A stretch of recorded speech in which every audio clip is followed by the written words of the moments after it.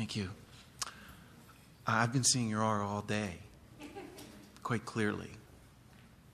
Takes one to know one.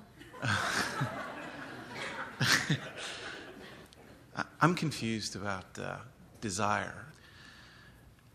I've been taught that desire is selfish, endless, and it's just impossible to be satisfied. That's why we're eternal.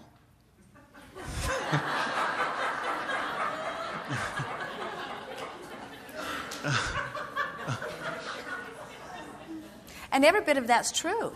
In other words, desire is selfish because it comes from perspective of self. You cannot perceive other than through your own eyes. And your own eyes certainly are self. And the entire universe is established to produce it within you. So we would say all desire is selfish. And we would agree that it is endless. In other words, it will just continue to be. And you would have no problem with that if you were in alignment with allowing it to be. The problem comes when you've got desires that you can't for the life of you figure out how to achieve, so you just let them torture you, and then people begin to teach you that your desire is misplaced, that you would be better off without it. And we say, to what universe do they plan on sending you? Because you live in a universe where desire keeps happening and you can't fight it down. You can't beat it back with a stick. You cannot stop desires from being born within you. Everything in this universe produces more desire. Preference is a natural byproduct of your ability to perceive. I have another question, which feels rather selfish, but... Before you're finished here today, it is our desire to bring you to a place that you joyously embrace your selfish nature.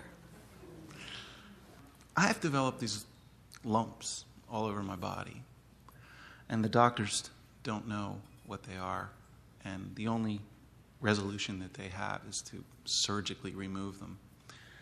I'm wondering if you could talk about that. Well, everything that happens within your body is a response to the way energy is flowing. And there are many who, through trial and error, through looking at visual results and then visiting with people, are able to come to conclusions that this means this and this means this and this means this. And while there can be advantage to that, we usually think that it is simpler to say, if there is something happening within my body that is other than the flow of in and out, in and out, in and out, then I've got some blockage, too strong of word. I've got some blockage, too strong of word. I've got some energy blockage, too strong of word. But I've got some resistance. I've got some hindering. I've got a little pinching off here and there. So you've got more desire flowing through you than most, and a resistance to allow it to flow. And it's no wonder you've been taught that desire is inappropriate. So every time it squirts out, you do something to block it up, and then you get these little blocks of desire all over your body. They are disallowed desires. And we're not saying that they are disallowed in the sense that you're not allowing them to manifest. We're saying you're not allowing them even to be all right to be. In other words, you're saying desires shouldn't be happening within me. There's something wrong with wanting this. Oh, I can want to a limit. In other words, there are some desires that it's all right to have. And how you figure that out, we don't know. Usually it's somebody who wants something from you allows you to have that desire. In other words, they say, don't be selfish. And what they really mean is, satisfy my desires, not yours.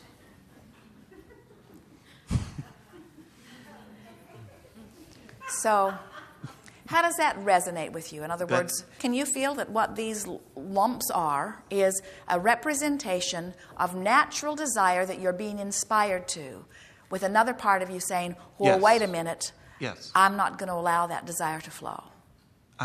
Yes, I can feel that. So isn't this manifestation a lovely thing? Isn't it nice how it lets you know? Now, you weren't asking about desires as pointedly before they turned up as little lumps. And so now you have a desire of another nature, which is to get rid of the lumps, which is the same thing to say as to get rid of the resistance that's not allowing the desire to flow, you see. And you just do that one thought at a time. because you didn't learn your resistance all at once, and you won't learn something else all at once. But the virtual reality is a very fast way of going about it. And so, how do you feel? Let's play just a little bit, and we think we can help break some things loose here as we are visiting. So, when you think about things that you have desired, have you ever felt easy about desiring? You have a friend that you really like, and this friend has been wanting something for a long time, and it just happened. And this friend has just let you know. How do you feel? Jealous. Good. It's consistent with the lumps. And it's not inconsistent with what a lot of people feel. So what has happened is this friend has held a desire and has somehow found a way to allow it. And that activates within you your awareness that you too hold desires that you're not allowing. Yes. That's what that feeling of jealousy is, you see. Yes. So now let's play with this a little further. Your friend has been wanting something for a long time, and you already have it, and you know how good it is. And because you love this friend, you're looking forward to him receiving it too.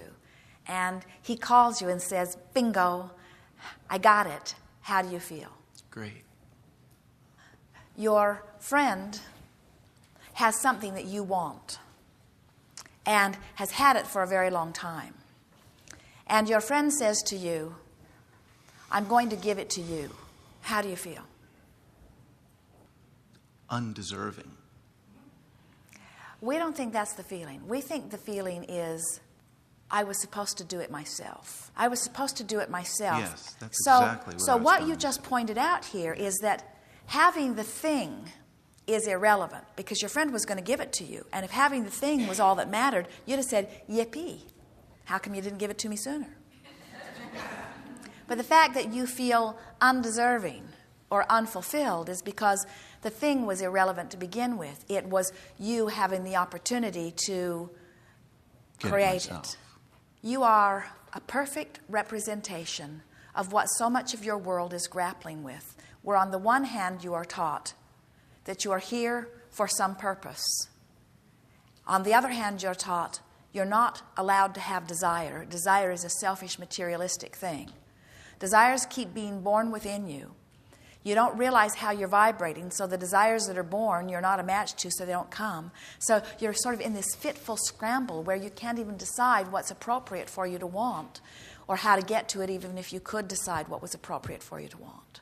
And we think that all of that is going to start smoothing out for you here as you begin to reflect on these words that we're going to give you right now. You're not ever going to get it done, and you cannot get it wrong. And the reason you can't get it wrong is because you never get it done.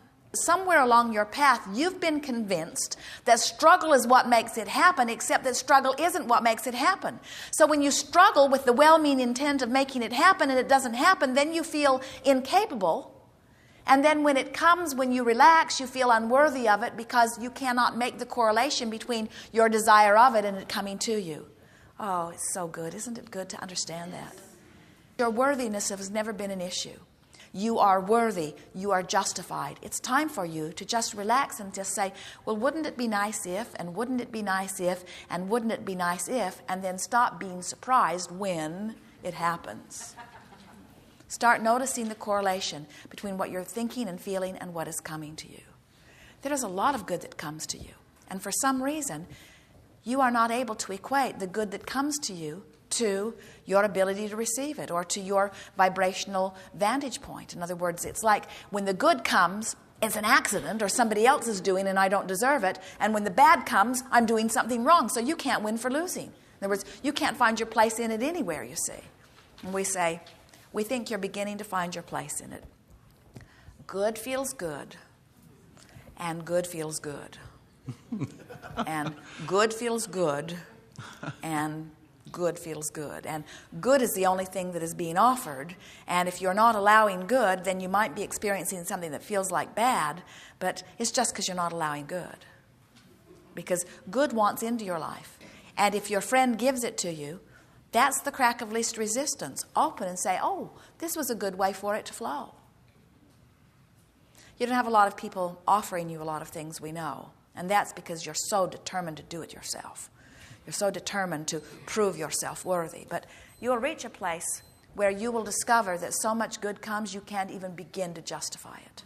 In other words, there's no way of physically justifying the good that can flow into your experience. You just can't work enough hours, and you can't be worth enough per hour. You just cannot justify the good that comes to you. Give it up. Can I ask you one more question? Yes. This light around you, can you talk about that? I'm not the kind of person that sees auras all the time, and there's a brilliant light around you. And your face keeps changing. I mean, 1,000 faces since I've been here, and I just I don't consider myself somebody that, like, I'm not looking for this, but I see this soft, beautiful light around you. Well, we want to say to you that in order for you to see it, you must be vibrationally somewhere in the proximity of it. And so what's happened here is that you have discovered more connection to well-being, and you're experiencing a visual effect of that. Yes. Okay. Thank you.